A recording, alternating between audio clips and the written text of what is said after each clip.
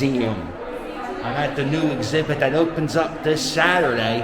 Oh, by the way, that's Connor Barwin's actual jersey that he wore during a game. See the dirt stains on the jersey. Anyway, if you're not doing anything this Saturday, they're having the grand opening to this exhibit for the public. And I hear Connor Barwin's going to be here himself. I'll have a link below in the description so you can see what's going on. The new exhibit is called The Stories We Wear. The exhibit showcases 2,500 years of style.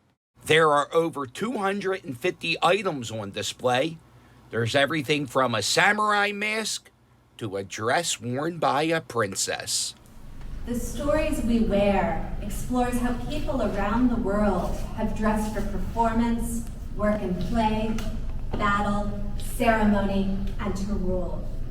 We chose these 5 themes because they allowed us to show how meaningful what we wear is and has been in different times and places. Stories We Wear opens up another way to make archaeology and anthropology accessible to all. Here we have some actual armor worn by a samurai. This comes from our Asian section. Many of the pieces date to roughly the 19th century. It comes from Japan. And here is the actual ensemble that a samurai would have worn. A metal helmet and a face shield to protect them from weapons. Right. And also to sort of terrify their enemies with this gruesome expression. Then, of course, they have a variety of weapons. Traditionally, samurais use swords, long swords, and knives. The things you said, I got one question. Yes. Why the mustache? That's a great question. I think it's just part of the traditional so it isn't functional in any way, let's say. No, like it doesn't do anything. Yeah. It might only get into the guy's mouth, if anything. It really is just a part of the sort of traditional representation of samurai. All right, I'll tell you, the Connor Barwin thing is pretty cool. I like looking at a game-worn uniform, everything. That's pretty awesome. But I also really enjoy the royal family. Like it's a, I don't know, a guilty pleasure. And Princess Grace Kelly. Look at this. Like a little girl's dream. There it is. Well, no, again, A gown worn by a princess. There it is. She wore this dress in 1965 to a charity event in Ireland.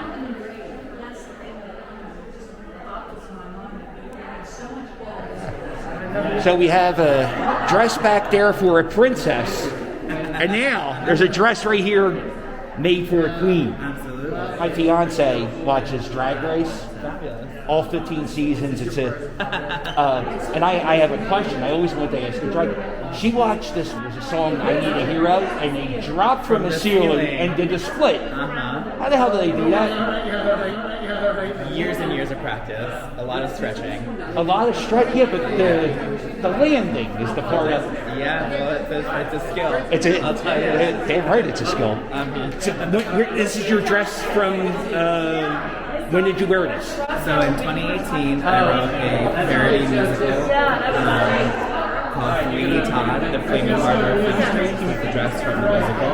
Talking to somebody who's kind of in a museum. Yeah. Is that hit you? Like I'm in a museum. That's amazing. That's pretty cool. Now, I guess you're not doing the show anytime soon, since Yeah, definitely not. you got anything coming up, like any show? Yeah, I'm actually doing a musical right here at the Penn Museum with the same company that wrote this. It's called Eric and Lily's Night at the Museum.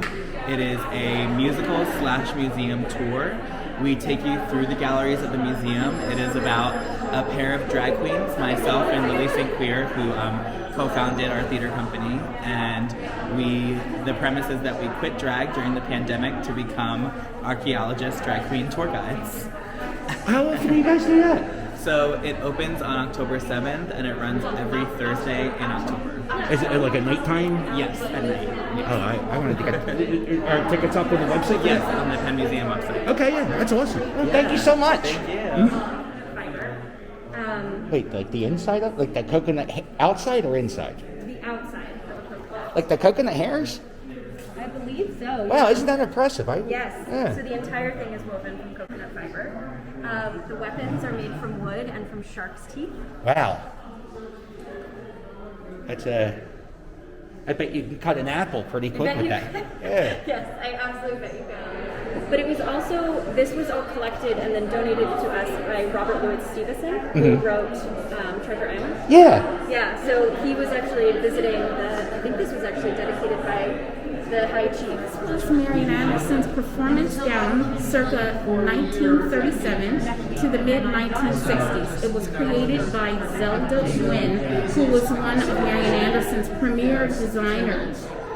Is anybody know like certain events that she wore this dress in, or was it just like in a rotation? This was rotation of performance.